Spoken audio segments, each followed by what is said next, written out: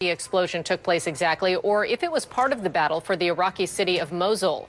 More than 100 U.S. soldiers are embedded with Iraqi forces, but the military has said Americans are not on the front lines. The service member's name has not yet been released. Breaking news in our world lead, we're learning more about the U.S. service member who was killed in a roadside bomb attack in northern Iraq. This was the first U.S. combat death since the operation began to retake Mosul, once Iraq's second largest city. Let's bring in CNN Pentagon correspondent Barbara Starr. And Barbara, what can you tell us about the fallen soldier? What do we know? Well, Jake, a short time ago, the Pentagon announced that this was Navy Chief Petty Officer Jason Finon of Anaheim, California, making that official announcement of his identity, the latest, the fourth American to be killed in Iraq in action against ISIS, the first combat death since the operations, the very dangerous operations near Mosul began.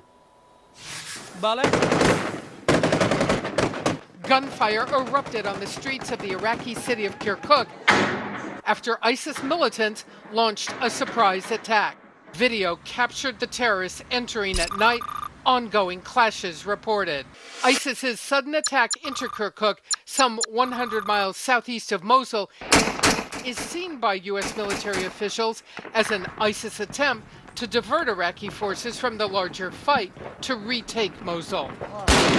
Kirkuk, still a city of strategic significance because of its large oil reserves. They are a very resilient and challenging foe.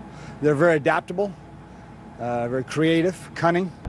The first U.S. service member to be killed in the Mosul operation died after his vehicle hit an IED. Up to 200 U.S. troops are in and around Mosul, advising Iraqi and Kurdish forces. They are confronting initial rings of bombs and booby traps outside the city. ISIS posting new video of clashes. Its weapons defenses are even greater inside Mosul. U.S. officials say the top U.S. commander telling the BBC ISIS must be stopped. They saw people's heads off on TV.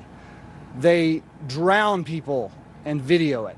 They burn people alive in cages. They crucify people. And they drive over people on the street with bulldozers. Are they using human shields in there? Yeah, they're probably using human shields in there.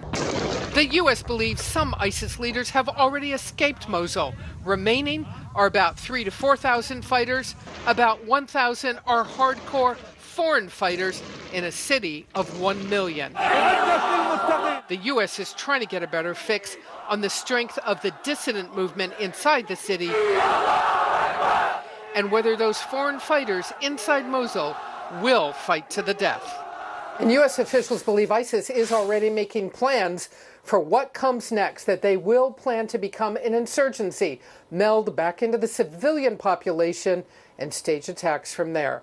Jake? All right, Barbara Starr, thank you so much. Appreciate it. It's not a new Cold War, but it could end